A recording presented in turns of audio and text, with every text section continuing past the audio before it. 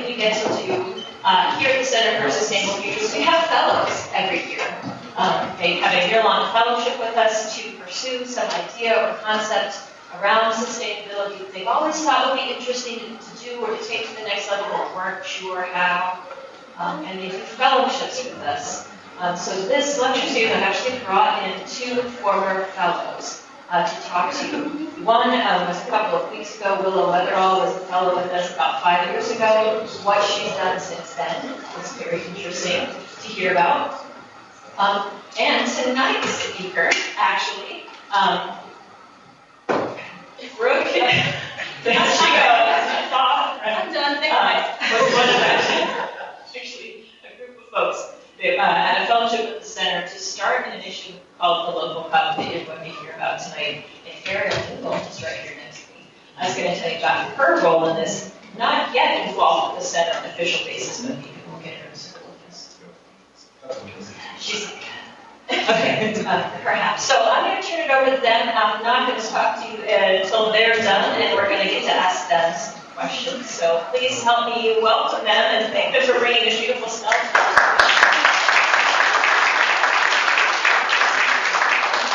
Thank you all so much. And please don't worry, there will be time to get coffee. That's all good. You guys coffee drinkers? Yes. Great. Okay. So we're just going to go ahead and get started here. If I can figure out my other. Okay. Nice to see you all. Okay. So the Sustainability Lecture Series asks this question: how do we create healthy, inclusive, ecologically friendly, and economically thriving communities? In our neighborhood, in the near northwest neighborhood, South Bend, we didn't so much ask how to do this, but where do we do this? Because we were pretty sure that if we built it, neighbors would come. And once we brought people together, we thought they would be We kind of had this hunch. I think we were pretty right about that, don't you think? Yeah.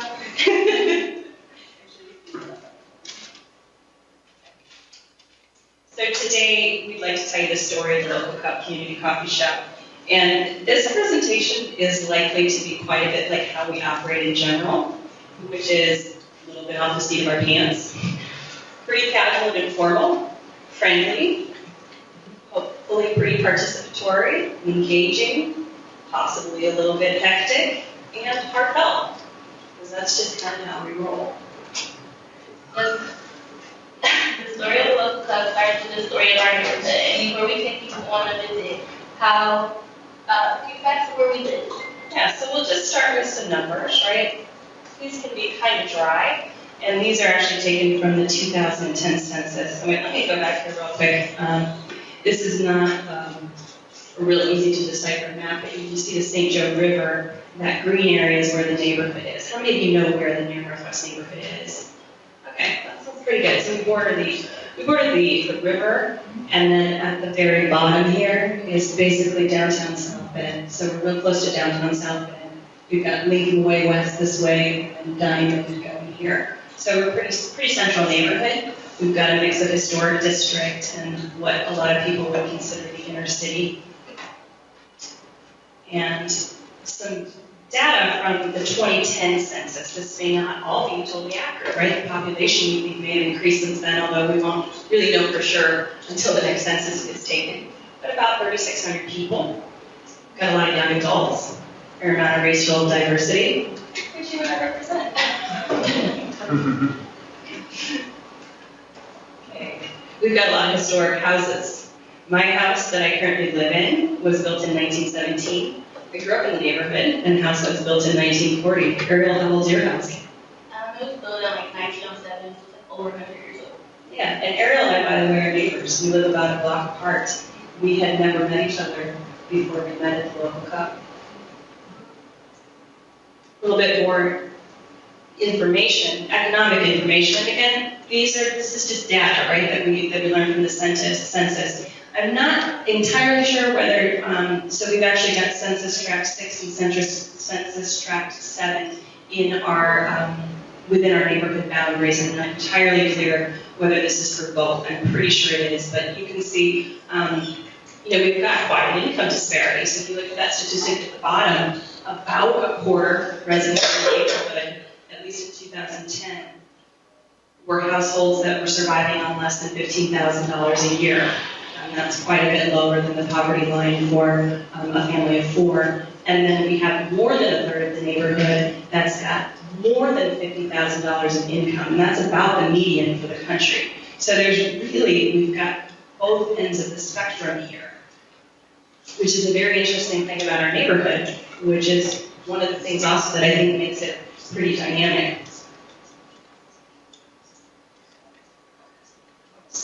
But looking at those numbers, one thing we know. That is why neighborhoods are really places constantly emotional. Still, that said, we would actually like to take you on a little walking tour of our neighborhood to give you a little more vivid experience of what the place actually looks like. Some of you, this might be very familiar. Some of you might be, getting a little bit more information about where we live. And so just imagine that we're going on a walk together. We're going to start near downtown. We'll walk past the local cup and some areas around, and then we will end back at the local cup. So give me just a moment here to give everything queued up.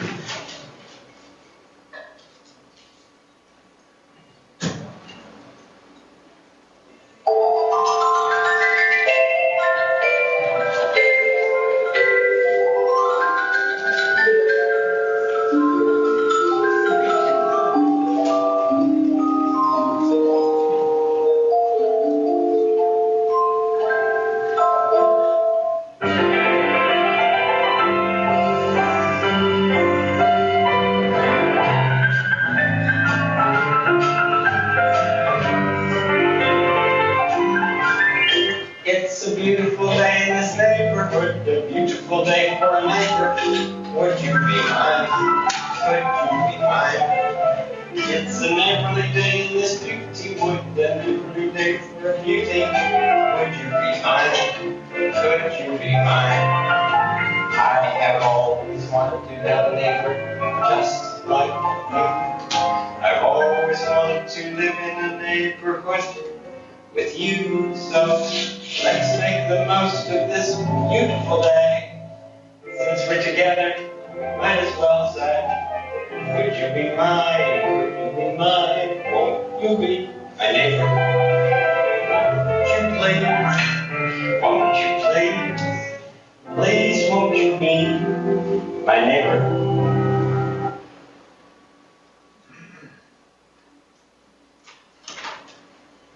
We're just walking in silence.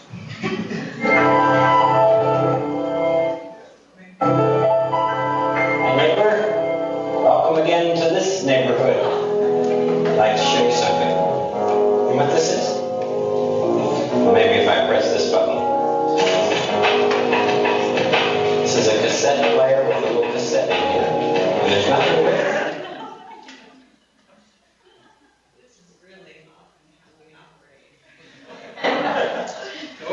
And somehow it kind of works out. Yeah.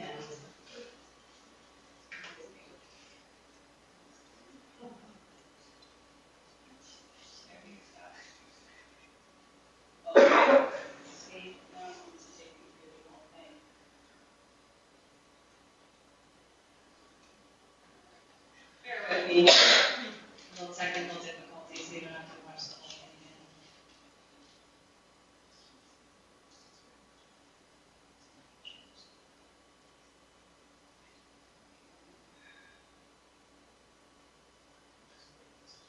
Any thoughts on how we get it back to the, okay, or kind of to join us and scroll through it all?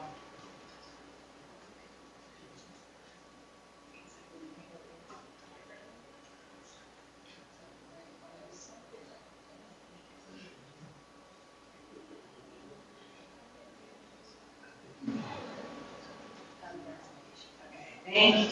So I'm up there. All right, so here we are at the local cup.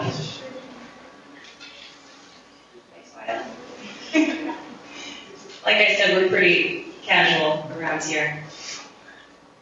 And here we are, a few more images of the local cup. This is coming up soon when we get some nicer weather. Okay. So that's our neighborhood. And rather than just show you these pictures, right, now here we are at the local cup, you see a little bit what it looks like on the inside. We would like to give you a little bit of an experience of the local cup. So we have been brewing up some coffee in the back. And I love that this presentation started with people getting up and introducing themselves and talking a bit. Ariel, does that remind you of the local cup? Yes. Yeah, how does that remind you of the local cup?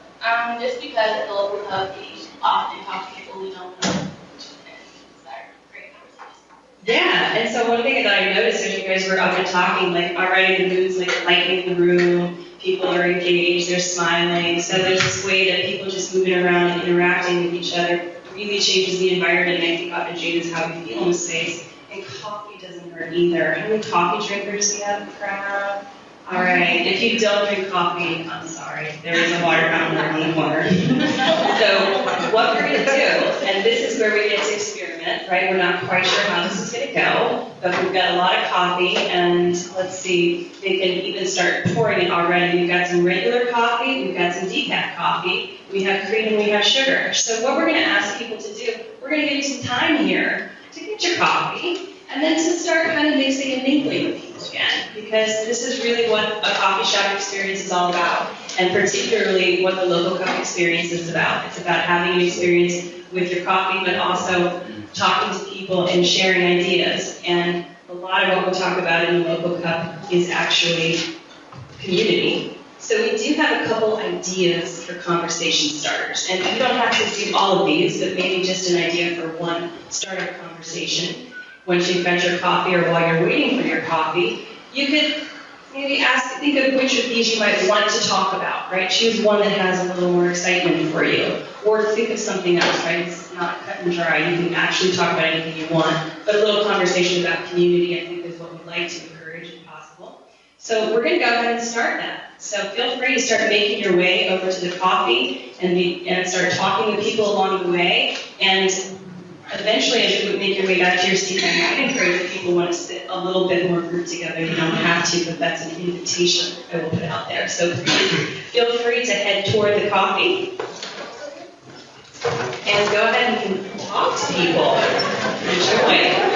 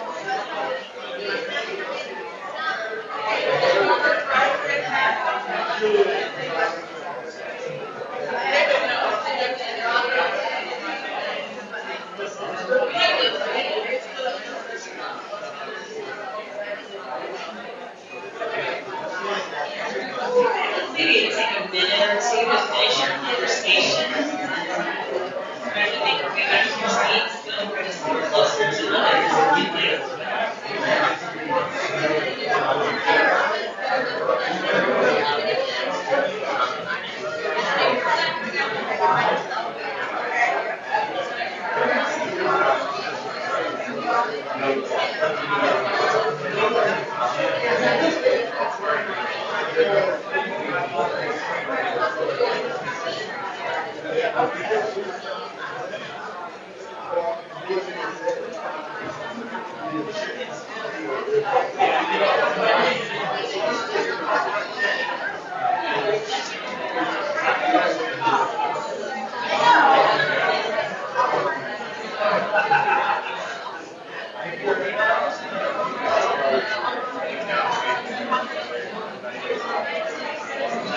so this would be a great time to make it back to your seats, and we'll continue with the presentation.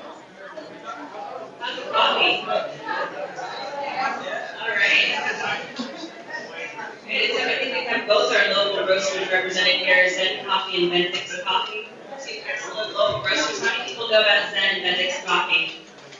Karen from Benedict's Coffee is here.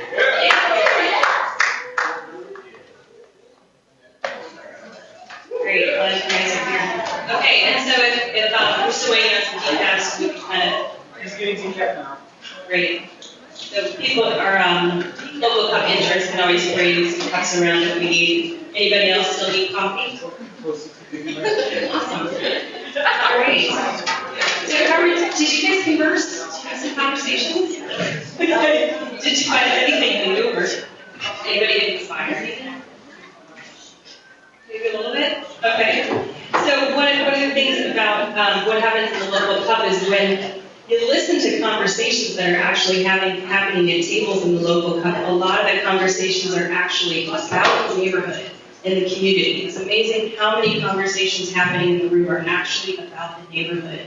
So it's kind of interesting that we're at the same time that we're actually building community, like we're sitting down together, talking and forming relationships and getting to know each other better. So we're doing community building and we're also talking about community building at the same time. And that's, I think, a great springboard because that's the way also that people start envisioning new things or talking about new ideas or bringing new things into the community. So we are now going to go back to just the first comment as we get into the story of the local cup here. And the first thing that we said is we didn't so much ask how do we create stronger community, we asked where do we do it? Because there were actually already a number of important conditions in the neighborhood that made it ripe for a place like the local coffee shop to open. And so we want to share that with you first of how we sort of knew that really we just needed a space where people could start gathering. So we're going to talk about really what made the local cup work. The first condition in this place was the Mayor of Civilian Corporation of the. Okay, so we're starting with a lot of background here of why in our neighborhood we were actually able, a group of neighbors, and I'll tell you more about that later, how this got started, why a group of neighbors was actually able to create a coffee shop that 2 years later has expanded and is growing strong. So we had this organization, we just call it the NNN. And what they do in the neighborhood is they renovate vacant or houses in poor condition. You can see some before and afters here. And so over time, they've really stabilized a lot of the neighborhood, and especially like a kind of a corridor along Portage and Cottage Grove streets. This is some of the work they do. Okay, and they also have created Avenue for Neighbors. So for years, a lot of meetings, committees, ways to participate have been happening at the NNN, which was that big red building in the picture earlier. Another thing that happens there? Arts Cafe Annual Festival. Right, Arts Cafe Annual Festival. So the Arts Cafe was the first test round of the local cup where in 2013 we did a one-day pop-up coffee shop. So this whole idea has been cooked up by my husband John and I, and our neighbors Mike and Catherine Griffin. And we just have been talking about a coffee shop for a long time. And the Arts Cafe was a good day. It was a good opportunity to just try it out. What would it just be like to do it for a day? Another big event, Ariel? Adopt a Block Annual Neighborhood. And that is actually where I first met Ariel. And you didn't know I was going to put that picture in there. That was the first day I ever met Ariel. And she brought her friend to the Adopt a Block. This was like 2 weeks after the local cup had opened. We were only open Saturday morning. And I met your friends there. How many years have you done the annual cleanup Adopt a Block? I think my family I've done it for like half the time we live in our house. So. Number of years, you were what, like 3 when you moved in? 4. 4, okay, and how did you and your friends get to Utah? Just like knowing that it happens every year, I just. Who brought them there? Me. So knowing that we do that, I was like, why not? Because one of my friends lives in the neighborhood too, so, and she's never been, so I brought her. Yeah. So one thing to know about Ariel is she's a real connector and brings people together. So here she is doing that. And that was one of the first conversations, and they were in the big community space next door, and I said, hey, we just opened this coffee shop, come on in. And they sat there, and that was the first thing you learned about the coffee shop, right? Okay, oops. So continuing with, so that building and that organization began, and then it was already there. That was the first condition. The second condition, oh my God, I read that one. Engage neighbors to create a strong interpersonal connection. So there was already a lot of strong ties between neighbors happening, and these are just some of the things that go on. These are just some I could think of off the top of my head. I'm sure there were many more. So there were already a lot of connections happening, as well as there was a listserv organized through the NNN with about 350 members on it from the neighborhood. So neighbors could post things on their neighborhood news. So what I'm getting at is there was already a lot of momentum and connections that were established.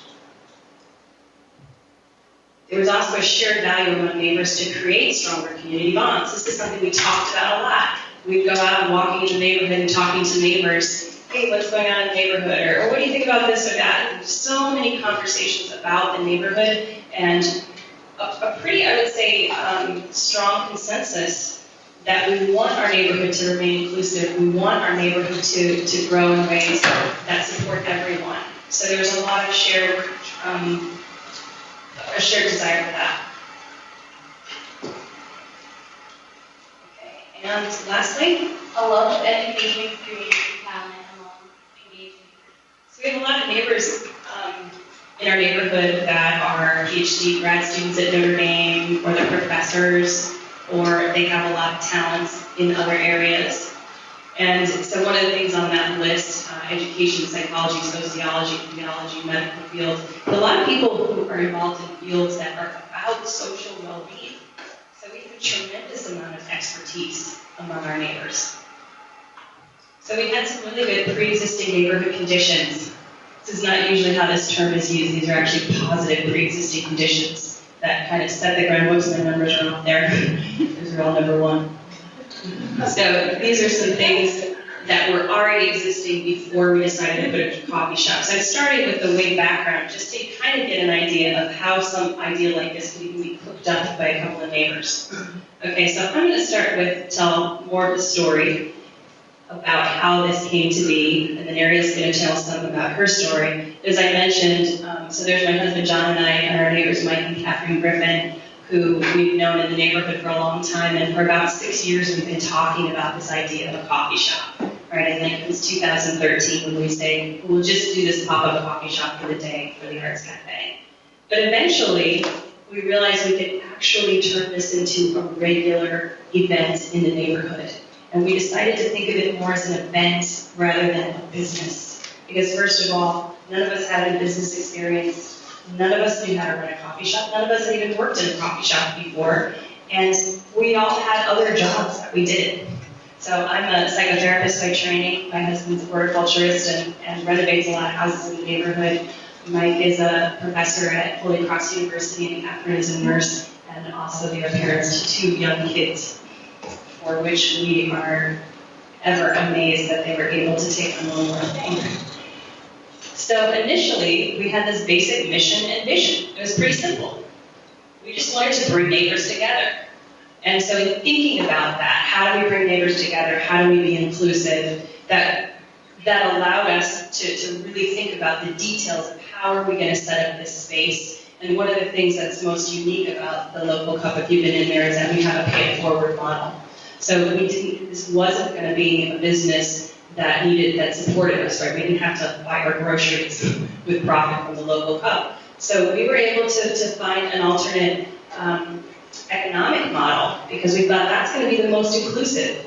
if we have a model where you come in and I tell you your coffee's been paid for by a neighbor, you can accept it as a gift or you can pay it forward, then anyone of any economic ability can come in and be welcome at the local cup. And that's something that I hear the interns often saying they really like that model. Do you want to say anything about how you feel about that as an intern, the pay forward model? I like the pay forward model just because of how we run it. So, like Rick said, it's so no one ever feels like they can't have something when they come in. And some people do take it as a gift or pay like $20, and then some people who pay like $5, and then some people who can't pay at all. And it's like we don't look, and like the fact that we don't look down on anybody for how much they pay. And it's sometimes like the people who can't pay at all, I always make sure that I can go out of my way with them just because we can do that there. Isn't that really awesome to hear? Yeah. So these are like the things that sometimes make me cry when I hear, really makes me cry. You know, when I hear things that this is something that she can offer, right? And sometimes when we have our meetings and people our interns are sharing about the local cup and the things that they feel proud of, I think our pay it forward model is often one of the things that you guys say you're really proud of. Because you can treat everybody the same, and if somebody puts in 5 cents or they put in $20, you can treat them the same. And I've heard you guys say this. You know, sometimes you even go out of your way. You know, somebody doesn't have much. Do you want a muffin? You can have that too. And I think that's a really wonderful, just spirit of kindness that really runs through the project, and that economic model allows for. So we also wanted to support local producers, and it's awesome that some of them are in the room. And we wanted to serve high quality, handcrafted drinks and products. So we're supporting local bakers. We buy really good coffee. We buy local milk when we can, but we definitely, if we can't get local milk, it's organic and organic half and half. So we spend more on our products because we really believe in serving good quality. And this wasn't initially one of our first goals, but very quickly supporting local youth became one of our goals because people like Ariel started showing up on our doorstep and volunteering. So here is the very first version of the local cup. I don't know if any of you came that early. I know a few of you have, but it's this is not a renovated space. It's pretty simple. It's mostly furnished by things from our basement and neighbors that had stuff from their homes to contribute. And pretty immediately, actually, this might have even been our very first Saturday that we were ever open, and we had quite a crowd, right? Because of all those conditions being in place, right? That's why I wanted to sort of talk about that first. I hope the order wasn't confusing there, but it's really important that you understand that the seeds were already ripe, the seeds were already planted in the neighborhood for something like this to take hold, so that when we finally said, hey everybody, we're going to be open for this coffee shop on Saturday, people were excited and they showed up. And they sat together and they talked to each other, they met new people. And this is a photo, it's not the best quality photo, but I really love this photo. So there's 4 different households represented in this photograph. And this is so representative of what happens at the local cup, where, I'm just sure they're talking about the neighborhood here. And you can see the quality of listening and just appreciation. Like this group really, and don't they just look like they're really engaged in that conversation? So this is often how it goes. And so we didn't explicitly think about social cohesion when we started this project, but that's really what's happening here. And so what the aspect of sustainability that we're focusing on is really the social aspect and social cohesion and social health, right? Because we know a lot about, that our health and our well-being improves when we feel like we belong, when we feel like we're part of a community, when we have connections. And so social cohesion is a main thing, I think, that we offer in the local cup. And these 3 aspects, social capital and social mobility and social inclusion, are part of that. And so social inclusion, simply the ability of individuals and groups to take part in society. And so the aspects of that I think the local cup provides, and hopefully people feel empowered to participate, or we even feel empowered to do something as simple as sitting down with someone they don't know, a sense of belonging. And it's a third space that, it's not home, it's not work, and we really didn't have too many of those in our neighborhood beforehand. So it really offers a place for people to gather and have these kind of conversations and create more of the social cohesion. I'm having a problem with the clicker. Okay, so the initial vision that John and I and Mike and Catherine Griffin had was pretty simple. Okay, we tried to find 4 couples, and each couple was going to volunteer one Saturday morning a month, and we were just going to be open from 9 to 12. We thought that was pretty doable. And we had this space in the Near Northwest Neighborhood building that we didn't have to pay any rent for, which is amazing. So we had very low overhead. We had a pretty simple brewing method, pour-over brewing method, so we didn't have a huge investment in. And we opened March 25th. By June, we had our first training for youth volunteers. Now, this was not something we expected would happen so quickly. We kind of had this dream, maybe one day somebody said, what would be really great one day is, maybe one day we'd be able to actually hire like local youth and give them jobs in the coffee shop. Okay, great idea, maybe one day. Well, not even 2 months later we had them. I met Ariel maybe a week after we opened, and then it was a couple of weeks later, right, and started volunteering. Maybe April we were volunteering, is that right? Oh my gosh, that's amazing. And then a bunch of other neighborhood volunteers came in. So I had some background in education. I have background in psychology. My Griffin's background is education. So it just seemed natural. Okay, we'll have some training. We'll bring people together. We're still talking about what are we creating here together? How can you guys help us with this project? How do we, do customer service, things like that. In mid-June, we began demolition and a major renovation of our space. Now, again, we didn't quite envision this was going to be such a big project. We were pretty happy with our, basement stuff, and thought, well, maybe we can paint, make it a little prettier, maybe we can actually have a back wall, because we didn't even have a back wall at the time. But a couple things enabled us to do this renovation. And Ariel, you want to say what those couple of things were there? The grant from the Sisters of Holy Cross, our neighborhood volunteers, and just enough crazy to build. Believe we can do it. I think that's been kind of a crucial ingredient, just enough crazy, all the way along through this project.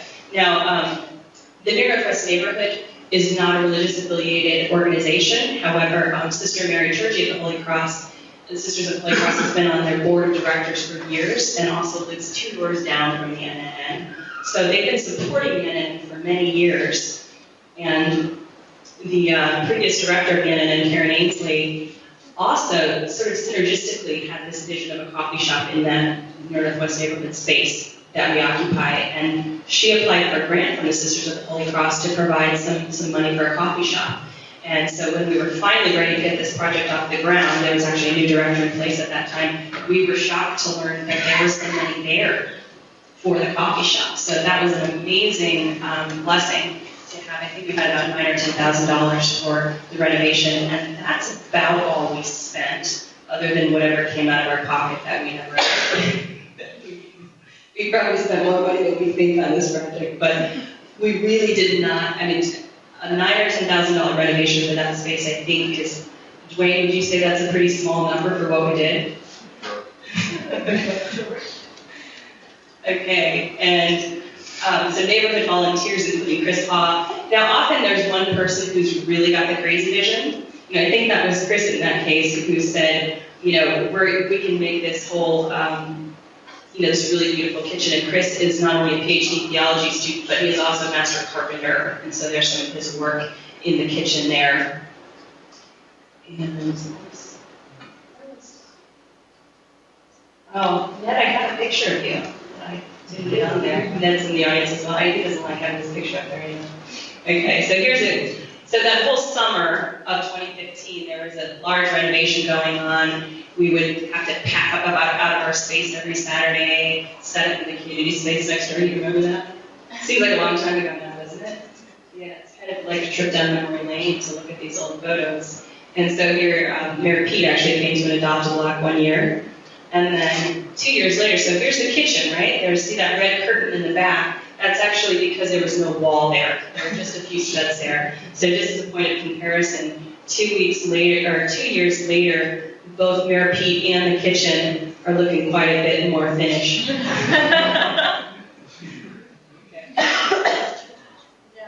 Here's our finished space. Not bad.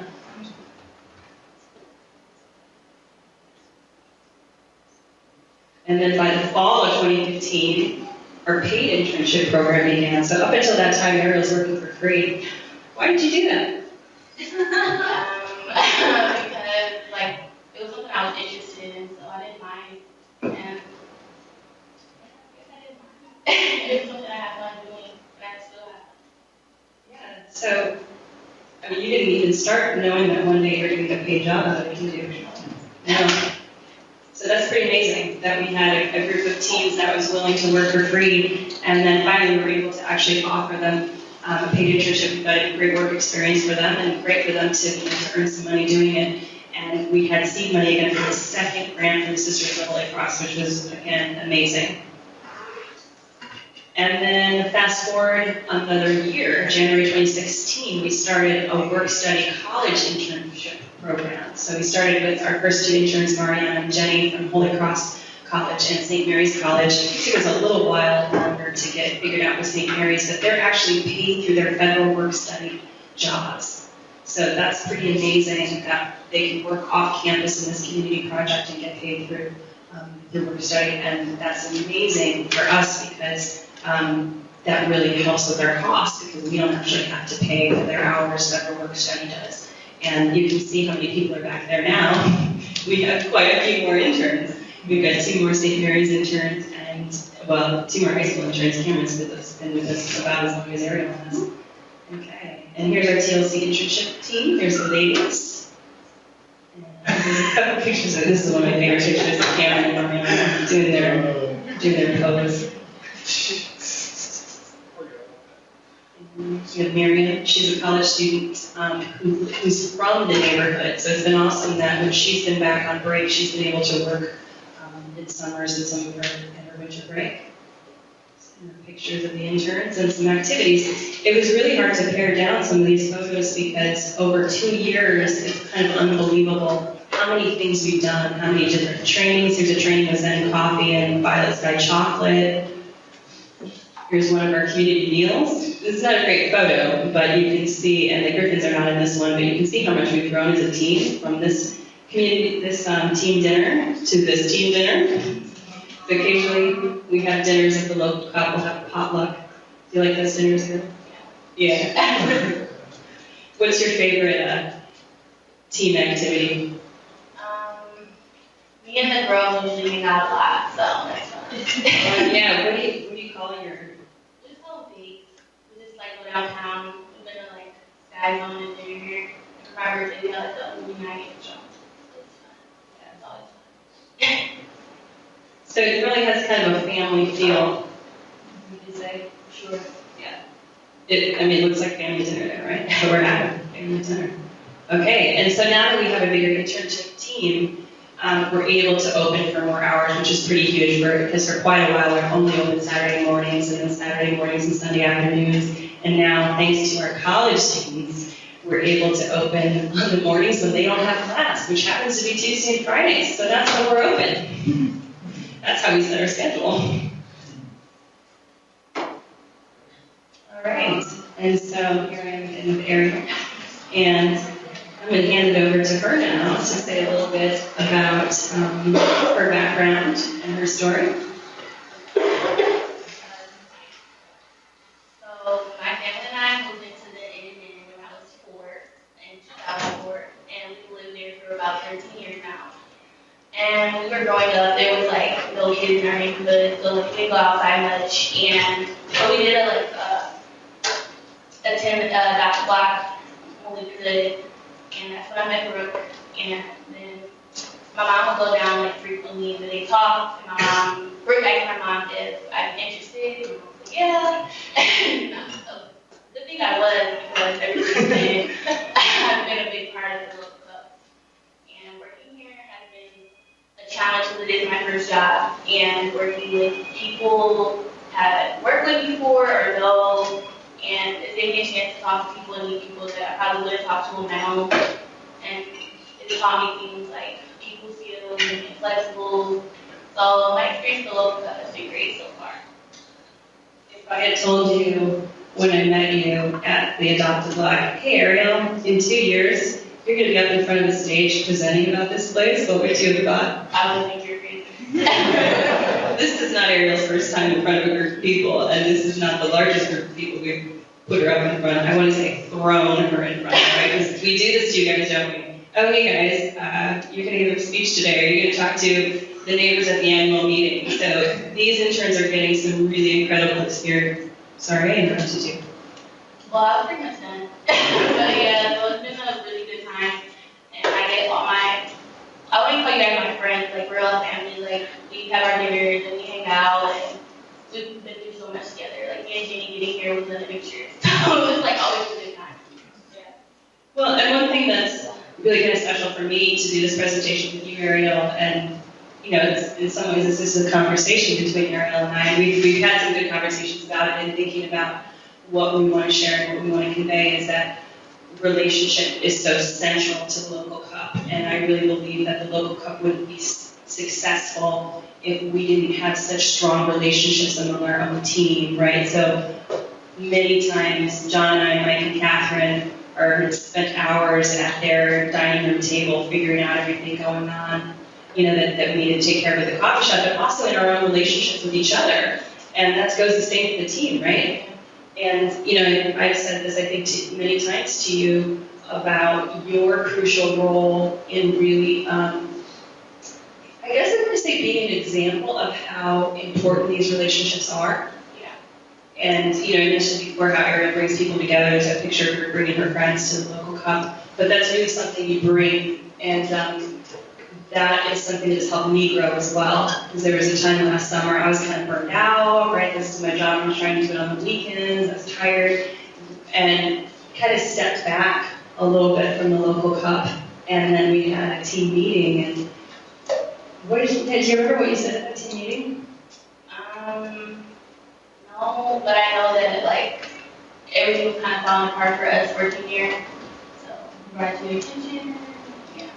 Yeah, it brought it to my attention that, you know, and I think it was, I wish I could remember how you phrased that because it really like kind of brought me to attention that you were pointing out, you know, you guys, meaning like me and the founders, I mean, in some ways it's really me because I've been working most closely with the interns, but you know, you really kind of pointed out, I mean, you guys kind of like stepped back and like left us here, and it's kind of affecting our morale, and we don't feel very cared for. But I know that's not what you said exactly, but I really got that message.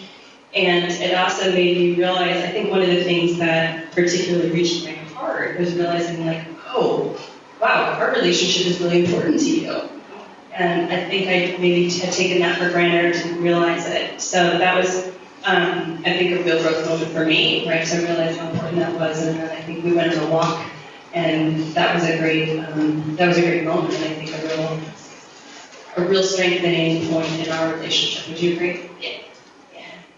Okay, so there's a lot of ways that each of the members of the local cup team really shapes the project, and I think all along we've allowed room for that, for people to kind of be who they are and bring in the skills that they have. You know, each one of the interns standing back there, and those of the founders as well, you know, has particular characteristics and traits that they bring, and I think we try, hopefully we succeed as well as we can, with really letting each person shine in what they bring to the project, whether it's, you know, creating new drinks, or our chocolate sauce, or mochas, or, you know, just the way that you express certain things or ideas that you bring.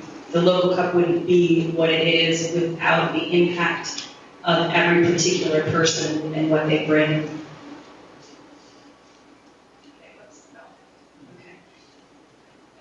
So these are some just more photos of the team. And oh, this was a really special day. Do you want to say anything about that day? I think it was the first day we all went on a field trip. So we really got to like on that day supporting Lydia in New Year's Day. But she spoke about like 500 people who were igniting Michiana about the local club. Yeah, I think that's our biggest crowd we've ever been in front of. It was actually 800 people. Was anybody at that Ignite Michiana where Michiana spoke? Okay, it was pretty awesome, huh? And so our intern, Michaela, who's there in the white shirt and the black skirt, spoke all on her own. She was a little more polished, probably. She spent a little more time preparing than we did. But it was a really amazing event, and we were so proud of her. And this is, I think, just, it was a party. Yeah, that was fun. We celebrate birthdays. These are just some more photos. Team dinner again. Notre Dame game. A little team spirit there. Oh, this is an internship meeting. You want to say anything about our training meetings? Well, in our meetings, we kind of just talk about things going on in the coffee shop. We always have a check-in about ourselves because we're really personal. Yeah, basically relationship comes first. So we actually, sometimes we spend quite a bit of our meeting just checking in with each other, sharing, sometimes we share just personal things, or sometimes I'll say, okay, share, something going on in your life recently, and then one thing you want to share about something that happened in the local cup recently, and that's always when I like move to tears, but because these guys say about experiences they've had in the coffee shop, or things they've learned, or things they appreciate. So those are kind of, so that the meetings we often have every 2 weeks, when we can. That's it. Because since we usually have 2 people working per shift, that's really the only opportunity we have as these kind of events to all be together as a team. And there they are with their peak again. Okay, so coming back to our social cohesion model, another aspect is social mobility, which is the upward or downward movement status. Socioeconomic status, occupation, education, or other social variables. And I think one other social variable is just knowing a lot of people in your community. And so if we go, here's our interns with the mayor of their city, right? And they've spoken in front of city council members, in front of neighborhood leaders, in front of city leaders. You guys have gotten to know a whole lot of people, right? And that goes for the same for anybody in the coffee shop. So, you might walk in and sit down at a table with a PhD candidate, with a college professor, with somebody who doesn't have a GED, and with somebody who's a laborer, and it's a great conversation. So there's this great kind of mixing that happens, and I can't totally relate that to social mobility, but I think there are some ways where there's a lot of overlap that doesn't necessarily happen in many spaces anymore. Some people, it explicitly does offer a space where they can improve themselves. Like we have one person working on a GED right now, and it's great that she can come in and use Wi-Fi, or study, or meet her tutor there, or we've had a family that has had some crises lately where they don't always have enough food. That's a small thing, right? These aren't huge life-changing things, but they're significant in knowing that there is a place that you belong and that welcomes you and cares about you. I think that's some of the foundation that we need for some of these larger things. This was a grant presentation these days that won them $1,000 from the Awesome Foundation grant. And then social capital, which is the resources that result from people cooperating together toward common ends. So this whole project really is about social capital, right? Neighbors coming together, and this whole project has been a cooperative endeavor. We wouldn't have the beautiful space that we have, we wouldn't have the gathering space that we have without a lot of cooperation. But that said, there's a way that it's kind of a hub that is sparking other projects as well in the neighborhood. So, like I said, in any given Saturday particularly, but in any given day that you're in the local cup, people are talking about community and ideas for the community. There's a group of people who are piloting a learning program that might be something we want to bring to the larger South Bend area. Cultural and arts events, and that's also, I think, a springboard for a lot of things. And then, Dwayne, I didn't have a picture of you, but Mike Keene is one of our neighbors. Many of you here know Mike Keene, right? And since he's left the sustainability department, he has gone to found Thrive, which is a sustainable energy consulting company that also works with Borgholder Building. And we have Dwayne Borgholder right here in the room. So here's Mike in the back patio of the local cup, and Mike and Dwayne helped donate the resources that created this beautiful patio in the back. So these are some of the amazing things that happen because we have neighbors that are supportive and that bring things together and make things happen.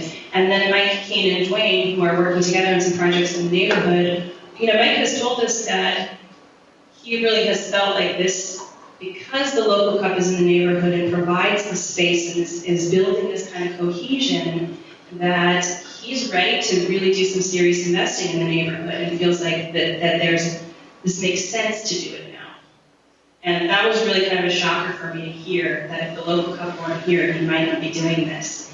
And so here is the Free Pen Flower Shop that's on Portage Avenue that Mike and Dwayne are in the process of rehabbing, renovating. Oh, I might have a picture of what that looks like. And then here is some vacant land in what's called Shetterly Place, where they're going to be building some net zero energy homes and also collaborating with Habitat for Humanity, correct? So these are pretty major things in the neighborhood.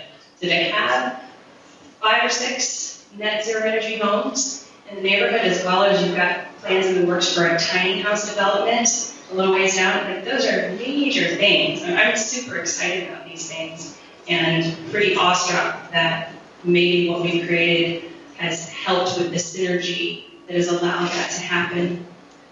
So here are some takeaways.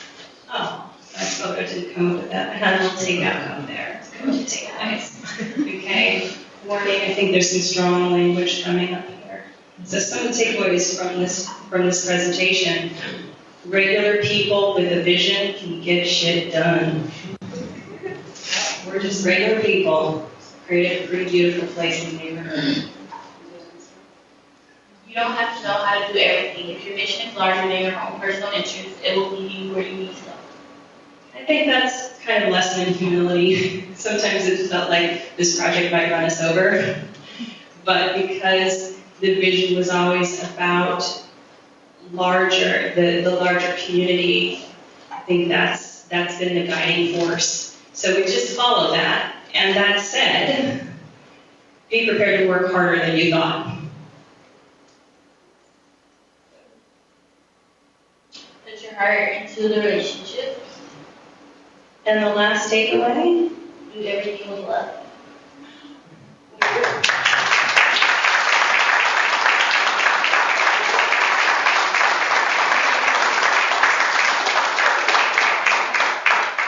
Thank you so much. Yeah, and we would now like to invite the whole team to come up for these Q&A parts, because that's going to make it more interesting and get some more voices up here. So, guys, I think there's some chairs back there, and there may be some on the other side too, if you want to run and grab some of the chairs on the other side.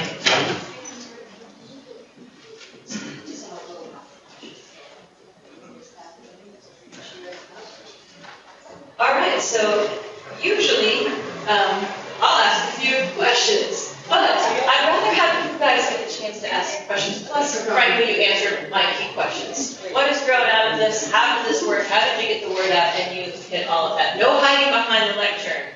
We are all coming out front here. We have 2 mics. Oh, thank you. Here's someone hold it on this side. Nice. Okay, get this out of the way. So fabulous, super inspiring, not the only place. So here's one thing I guess I would like to ask.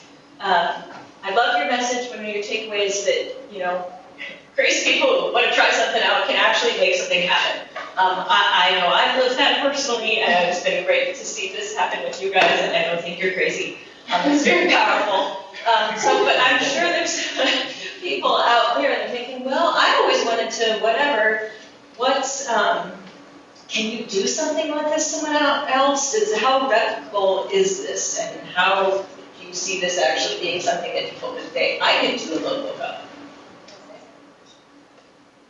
I would say you need a group of committed people. That's all you need. We had 4 of us, and we were committed, and we were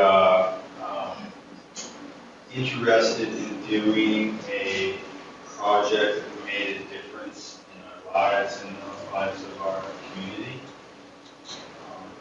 I think if you come at a project with that intention, I think it's very possible. It's amazing what you can accomplish You know, and I was just thinking, when you mentioned Ned, like Ned is, for one thing, and Ned's sitting right over there.